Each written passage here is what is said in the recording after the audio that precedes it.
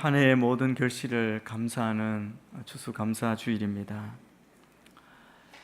우리가 아무것도 한 것이 없고 또 아무것도 요구할 권리가 없는 자들이지만 하나님께서 큰 은혜를 주셔서 우리에게 감사할 것이 풍성하게 넘치게 하심을 감사합니다.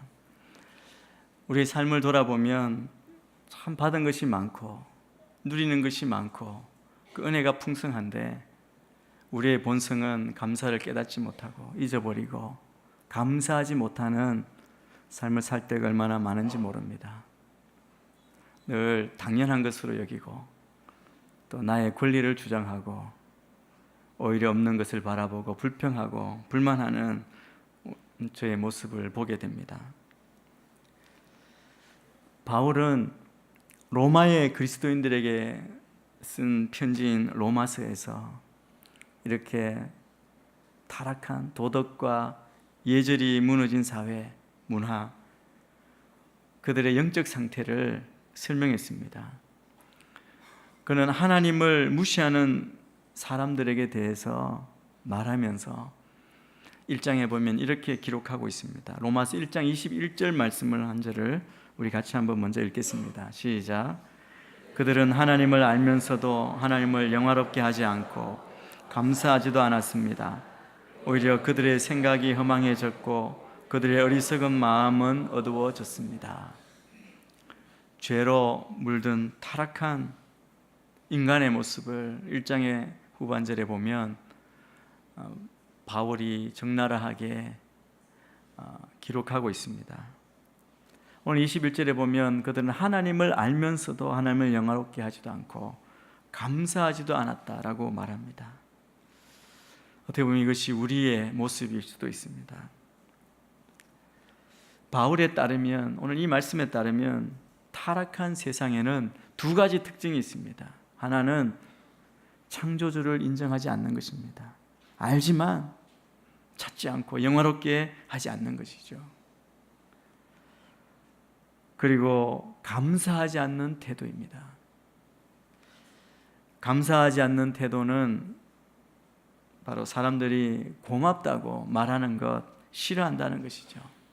이것이 죄로 타락한 인간의 본성입니다. 여러분, 어떤 사람이 감사를 잘할 수 있습니까? 세상의 모든 조건들을 다 갖춘 사람들이 감사를 잘할까요? 좋은 학벌, 많은 재산, 큰 집에 살고 좋은 차를 타고 좋은 직장 다니고 자녀들도 잘 되고 건강하면 감사할까요? 오히려 세상의 조건들을, 이런 가진 조건들을 오히려 남과 비교하면서 더 불행을 느끼는 경우가 많다는 것을 우리는 자주 경험합니다. 이 감사는 깨달은 사람의 것이라고 생각합니다. 깨달아야 감사합니다. 깨달은 만큼 감사하죠. 우리가 깨닫고 나면 감사 아닌 것이 없습니다. 깨닫는다는 것은 다른 말로 하면 철들었다는 그런 말이죠. 우리가 철든다는 것, 이것은 하나님의 은혜입니다. 철든 자녀, 또 철들지 않은 자녀는 부모를 대하는 것도 다릅니다. 하나님을 대하는 태도가 다릅니다. 살아가는 삶의 방식도 다릅니다. 철들지 않은 자녀는 부모가 많은 것 주어도 감사하지 않습니다. 다 주어도 감사 안 합니다. 철든 자녀는 부모가 낳아주신 것만으로도 감사하다고 합니다. 철들고 나면, 깨닫고 나면 모든 것이 다 감사의 조건이 되죠. 그래서 이렇게 고백합니다. 나의 나된 것은 하나님의 은혜입니다. 철든 사람의 고백은 무엇입니까? 주께서 주신 이 모든 은혜를 무엇으로 보답할고, 이것이 감사하는 사람의 고백입니다. 깨닫고 나면 은혜 아닌 것이 없고 감사 아닌 것이 없습니다. 깨닫지 못해서 감사하지 못할 뿐입니다. 그래서 깨달은 만큼 감사합니다. 우리 각자의 모습을 보면 감사의 수준이 모두 다릅니다. 일반적으로 세상 사람들은 좋은 일이 있을 때는 감사하죠. 그러나 좋지 않은 일이 있을 때는 불평합니다. 그러나 하나님께서 원하시는 감사의 수준은 그것보다 훨씬 높은 차원입니다. 모든 것에 감사하는 것이 하나님의 뜻입니다. 바울 사도는 오늘 본문에서 이렇게 말합니다. 항상 기뻐하십시오. 쉬지 말고 기도하십시오. 모든 일에 감사하십시오. 이는 그리스도 예수 안에서 여러분을 향하신 하나님의 뜻입니다. 바울은 여기에서 모든 일, 우리 범사라 그러죠, 범사. 모든 일에 감사함을 항상 기뻐함과 쉬지 말고 기도함과 같은 선상에 놓고 있습니다. 이 세 가지는 그리스도 안에서 성도를 향하신 하나님의 뜻이라고 말씀합니다. 항상 기뻐하는 것 어떻게 할 수 있습니까? 어떤 사람이 합니까? 항상 기뻐함은 주 안에 하나님 앞에 있는 표시입니다. 주님 안에 하나님 앞에 있는 자가 항상 기뻐할 수 있습니다. 그것은 역경 중에서도 우리 모든 그리스도인이 주 안에 있다는 삶, 그 삶 전체의 특징이 되는 것입니다. 그래서 우리는 항상 기뻐하는 자들입니다. 쉬지 말고 기도함은 하나님의 뜻에 끊임없이 열려 있고 주의를 기울이는 자세를 보여주는 겁니다. 하나님의 뜻을 끊임없이 추구하는 자가 아니고는 쉬지 않고 기도하는 것이 불가능합니다. 이렇게 항상 기뻐함과 쉬지 않고 기도하는 것, 이것을 모든 일에 감사함과 동일선상에 놓음은 바울이 하나님의 뜻, 우리 온 인간, 우리의 모든 삶의 양식, 총체적인 사람의 양식이 바로 이것으로 이해했다는 겁니다. 바울에게 있어서 하나님의 뜻은 그냥 어떤 법조항을 지키는 것이 아니라 인간이 자기의 전 존재를, 우리의 전 존재를 하나님께서 하시는 그곳에 완전히 맡기고 우리의 삶을 전적으로 드리는 것입니다. 그래서 이 말씀은 우리가 항상 기뻐하는 존재, 쉬지 말고 기도하는 존재, 모든 일에 감사하는 존재가 되라는 그런 말씀입니다. 여러분, 감사는 결론적으로 말하면 그냥 우리가 받은 축복을 감사하는 것만도 우리 기독교의 윤리적인 믿음만 아닌 우리 그리스도인의 삶의 존재, 우리가 존재하는 정체성의 그 자체입니다. 존재 방식 그 자체입니다. 그래서 우리 그리스도인은 우리의 존재 자체가 하나님의 선물이고 하나님의 은혜의 덩어리이기 때문에 정말 고백 그대로 모든 것이 은혜입니다. 모든 것에 대해서 감사할 뿐인 존재입니다. 그래서 우리의 감사는 오늘 찬양한 것처럼 구원하신 그에 대한 감사입니다. 우리는 구원받았기 때문에 우리 그리스도인은 모든 일에 감사할 수 있습니다. 히브리서 기자는 그래서 그리스도를 통해서 단번에 십자가 제물, 십자가 제사가 드려진 후에는 오직 감사의 제사와 사랑의 제사만 우리에게 남았다라고 말합니다. 이런 감사, 우리 신약 말씀에서의 감사는 다 어디에서 왔느냐 하면 예수님의 감사에 그 뿌리를 두고 있습니다. 그래서 우리가 참된 감사, 모든 것에 감사하는 삶을 살기 위해서는 예수님을 바라보고 예수님을 닮아가야 합니다. 먼저 예수님은 감사가 정말 중요하다. 감사의 중요성에 대해서 말씀하십니다. 누가복음에 보면 예수님께서 사마리아와 갈릴리 사이의 동네를 가실 때 그 동네에서 나병 환자 10명이, 문둥병자 10명이 예수님께 나와 고쳐달라고 했습니다. 예수님께서 그들을 불쌍히 보시고 말씀하시죠. 뭐라고 말씀합니까? 제사장에게 가서 네 몸을 보이라. 그들이 순종해서, 말씀에 순종해서 제사장으로 앞으로 갔습니다. 가는 도중에 10사람의 문둥병이 깨끗이 나음을 받았습니다. 그런데 다 나음을 받고 난 후에 10사람 가운데 한 사람, 이방인, 아마 사마리아 사람이겠죠. 이 사람만 예수님께 와서 그 발 앞에 엎드려 감사했습니다. 그때 예수님이 뭐라고 말씀합니까? 나머지 9명은 어디 있느냐? 이 이방인 외에는 하나님께 영광을 돌리러 온 자가 없느냐? 예수님이 감사로운 한 사람에게만 보시고 10명 중에 한 사람만 왔기 때문에 예수님이 섭섭하셔서 감사를 더 받고 싶으셔서 이 말씀을 하신 게 아닙니다. 예수님께서 말씀하시는 요점은 분명합니다. 감사가 중요하다는 겁니다. 표현하고 내가 받은 은혜 감사하는 것이 중요하게, 예수님께서 그것을 중요하게 여기신 겁니다. 예수님께서 그에게 말씀합니다. 일어나 가거라. 내 믿음이 너를 구원했다. 이것은 사마리아인이 병이 나았을 뿐 아니라 감사하는 믿음을 보임으로 구원을 받았다는 것을 보여주시는 겁니다. 성경 곳곳에 보면 예수님이 감사를 중요하게 여기심을 볼 수 있습니다.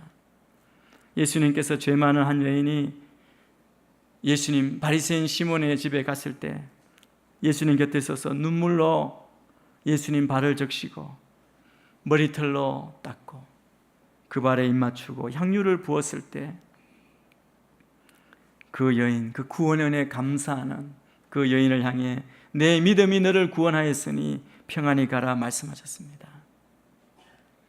또 예수님은 포도원 품꾼 비유에서 천국은 마치 품꾼을 얻어 포도원에 들여보내려고 이른 아침에 나간 집주인과 같으니라고 하시면서 이른 아침부터 일한 자들과 오후 늦게 제 11시에 들어온 자들, 이 모두를 똑같은 한 데나리온을 주었다고 말씀합니다. 주인이 왜 그렇게 했습니까? 일찍 들어온 사람, 일찍부터 오래 일했기 때문에 그 일을 자기의 공로로 생각했습니다. 늦게 온 사람은 감사로 여겼습니다. 오후 늦게 온 자들은 주인이 자신과 같이 무능한 자들에게 일을 맡겨주셨다는 거예요. 감사와 감격으로 일을 했던 겁니다. 예수님께서 말씀하신 하나님 나라는 이처럼 감사하며 감격하는 나라입니다. 예수님은 감사의 중요성을 계속해서 말씀하십니다. 그뿐 아닙니다. 예수님은 그 감사의 모습을 보여주셨습니다. 행하셨습니다. 예수님께서 보여주신 감사의 방법은 특별했습니다. 예수님께서 이 땅에 계실 때 지상생애에 나타난 일상의 자취를 통해서 우리는 언제 어떻게 감사하며 일생을 살아갈 것인지를 살펴볼 수 있습니다.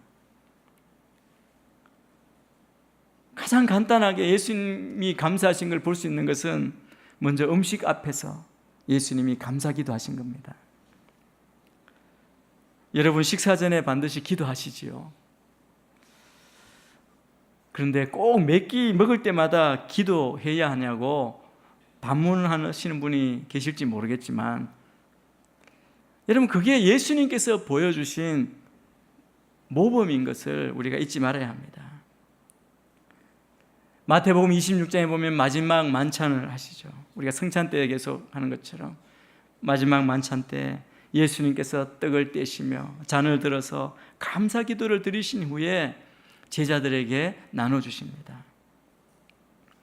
이건 최후의 만찬 때뿐 아니라 유명한 오병이어의 기적을 하기에 앞서서 예수님은 먼저 하늘을 우러러 축사하셨다, 감사기도 하셨다라고 합니다. 감사는 예수님의 거룩한 습관이었습니다. 예수님이 우리에게 기도를 가르쳐 주실 때 일용할 양식을 위해서 기도하라고 가르쳐 주신 분입니다. 주님이 그렇게 가르쳐 주셨다면 그 일용할 양식을 받고 이 땅에서 우리가 살아갈 음식, 생존의 은혜를 누림으로 그분에게 감사하는 것, 얼마나 당연한 일이겠습니까? 뿐만 아니라 오늘 우리가 사는 이 세상에서 아직도 적지 않은 사람들이 먹는 문제, 생존 문제로 씨름하고 있다는 것을 우리가 생각한다면 먹을 수 있는 이 은혜가 어찌 적은 은혜라고 말할 수 있겠습니까? 가정에서든 직장에서든 식사 전에 기도함으로 나의 이 생존의 원천이 그분이신 것, 주님의 은혜임을 잊지 않고 고백하시는 여러분이 되시기를 축복합니다. 또 동시에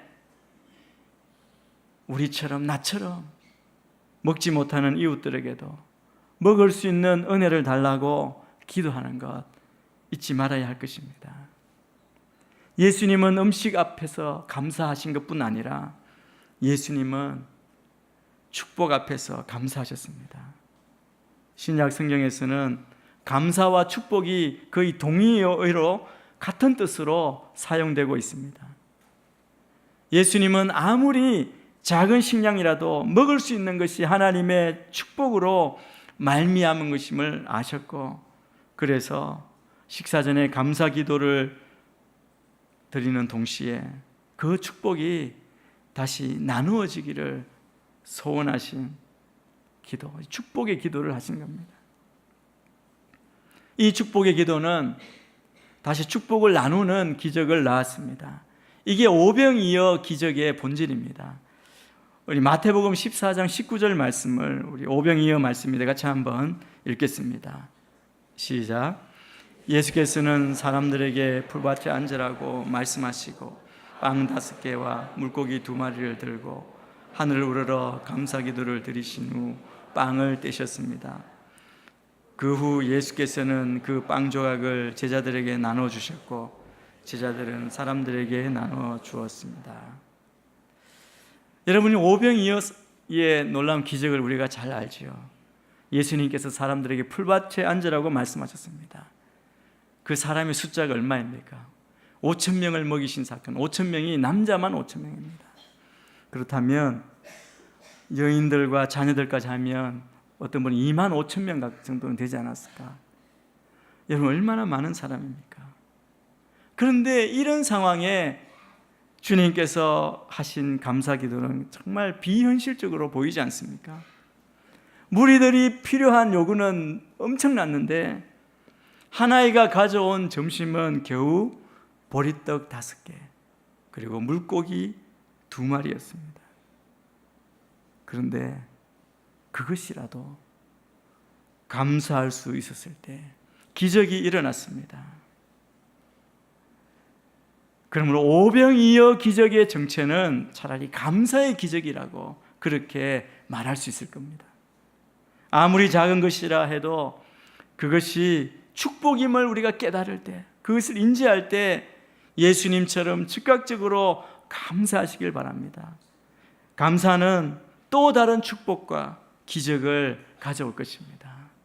그래서 우리에게 모든 일에 감사라고 명령하십니다. 또 예수님은 삶의 위기 앞에서 감사하셨습니다. 최후의 만찬석상에서 예수님이 감사하시는 모습을 보여주시죠. 예수님은 마지막 이 만찬이 끝나면 자신이 체포당하고 십자가로 가실 것을 알고 계셨습니다. 이런 자신의 인생 최후의 위기인 죽음의 위기 앞에서 예수님은 감사의 기도를 드리고 계셨습니다. 또 예수님은 사랑스러운 친구였던 나사로의 무덤 앞에서 감사했습니다. 친구 나사로가 병을 앓다가 갑자기 죽은 것입니다. 기별을 받고 예수님이 가셨을 때 장사한 지 나흘이 지난 뒤였습니다. 예수님은 그런데 친구의 무덤 앞에서 감사 기도를 드리십니다. 물론 예수님은 이 현장이 부활의 현장이 될 것을 알고 계셨습니다. 그러나 죽음은 여전히 슬픈 것이고 아픈 것입니다. 예수님도 이 무덤 앞에서 눈물을 흘리셨다고 말씀합니다. 그런데 그 슬픔은 이내 감사로 이어짐을 볼 수 있습니다. 예수님이 무덤 돌을 옮기고 기도하시죠. 요한복음 11장 41절 말씀도 우리가 같이 한번 읽겠습니다. 시작. 사람들은 돌을 옮겨 놓았습니다. 예수께서 하늘을 우러러보시고 말씀하셨습니다. 아버지여, 아버지께서 내 말을 들어주신 것을 감사드립니다. 이 무덤 앞에서 죽음의 마당에서도 기도하실 수 있다는 것, 위기 앞에서 슬픔 앞에서 기도할 수 있다는 것, 그리고 기도하면 이 기도를 들으실 아버지가 계시다는 사실 때문에 감사하고 계신 것입니다. 이 슬프고 아픈 상황에도 하나님의 선하신 주권이 다스리고 있음을 믿으면 됩니다. 하나님의 그 섭리에 대한 믿음이 있으면 우리는 감사할 수 있습니다. 우리가 알거니와 하나님을 사랑하는 자, 곧 그의 뜻대로 부르심을 입은 자들에게는 모든 것이 합력하여 선을 이루느니라 말씀하십니다. 만일 우리도 우리의 삶 가운데 부딪히는 모든 역경의 그 고난의 배후에 존재하고 움직이시는 하나님의 그 선하신 뜻을 믿는 믿음만 있다면, 그 믿음만 있다면 바울 사도가 가르친 그대로 우리는 모든 일에 범사에 감사하는 자가 될 것입니다. 오늘 본문을 보면 우리가 감사해야 할 것이 도처에 있다고 말씀합니다. 그래서 사도 바울은 데살로니가 교회에 이렇게 가르치는 거죠. 모든 일에 감사하십시오. 이는 그리스도 예수 안에서 여러분을 향하신 하나님의 뜻입니다. 모든 일은 무엇을 말합니까? 모든 일은 모든 상황을 말합니다. 어떤 형편에 처하든지 무슨 일을 당하든지. 여러분, 좋은 일만 말하는 것이 아닙니다. 안 좋은 일 당했을 때도, 여러분, 우리가 살다 보면 때로 안 좋은 일 당하고 오해도 받고 기분 나쁜 일, 자존심 상하는 일, 힘든 일, 억울한 일 당할 때가 있습니다. 믿음의 사람은 그것을 겪고 지나놓으면 이것이 내 인생에 얼마나 큰 유익과 도움이 되었는지, 그것 때문에 우리가 실수하지 않고 이것까지 큰 은혜 가운데 왔음을 알게 됩니다. 고난당한 것도 내게 유익이라고 고백할 수 있는 것이죠. 기쁠 때만 아니라 슬픈 일 당할 때에도, 건강할 때만 아니라 병들었을 때에도, 성공했을 때만 아니라 실패했을 때에도, 한마디로 양지에서 잘나고 있을 때뿐 아니라 음지에서 헤매고 있을 때도 감사를 잊어버리면 안 된다는 말씀입니다. 모든 일은 내가 보고 듣고 느끼고 만지고 소유한 삶의 모든 자리에서 하나님께 감사하라는 것입니다. 이것이 그리스도 예수 안에서 우리에게 가르쳐 주신 하나님의 뜻이라고 명백하게 말씀합니다. 그래서 여러분, 감사는 믿음 있는 사람들이 그들의 과거를 돌아볼 때 드러나는 중요한 특징입니다. 믿음 있는 사람의 특징은 감사거리를 찾습니다. 자신의 삶에 영향을 끼친 사람들에게 감사합니다. 셀 수 없는 은혜와 축복을 주신 하나님께 감사합니다. 생명과 생각과 아름다움과 수천 가지 다른 것들을 받은 것에 감사합니다. 오늘 찬양, 날 구원하신 주 감사 찬양하면서 보셨죠? 우리는 장미꽃 아름다운 그 모습만 감사하는 것이 아니고 그 가시 때문에도 감사하는 사람들입니다. 여러분, 감사는 받은 것을 받았다고 하는 겁니다. 선물을 받거나 혜택을 받을 때 우리는 고맙다는 인사를 하죠. 감사는 그렇게 보면 대단한 것이 아닙니다. 받은 것을 받았다고 말하는 것입니다. 여러분, 우리 믿음의 삶을 살아가는데 우리가 하나님을 믿는다고 모든 것이 하루아침에 다 바뀌는 것은 아닙니다. 오늘 나쁜 것이 당장 내일 낫게 되는 게 아닙니다. 믿음으로 사업을 한다고 해서 우리가 만지는 모든 것이 다 금덩어리로 변하는 그런 것이 아니죠. 믿음으로 공부한다고 해서 우리 자녀들이 모두가 다 1등하는 것 아닙니다. 그러나 하나님을 잘 믿으면 우리는 하나님께 감사하는 사람이 될 겁니다. 이것은 하나님께서 믿음의 사람에게 감사가 넘치도록 하시기 때문입니다. 예전에는 감사할 이유인 줄 몰랐는데 믿음으로 나아갈 때 우리 감사의 시야가 열리는 것이죠. 불평했던 내용이 감사의 이유가 됨을 깨닫습니다. 그래서 믿음의 깊이는 감사의 깊이라고 말하지 않습니까? 믿음이 탁월한 사람은 감사의 시야가 탁월합니다. 우리가 많이 듣고 아는 대로 여러분, 감사로 시작하면 더 큰 감사를 낳습니다.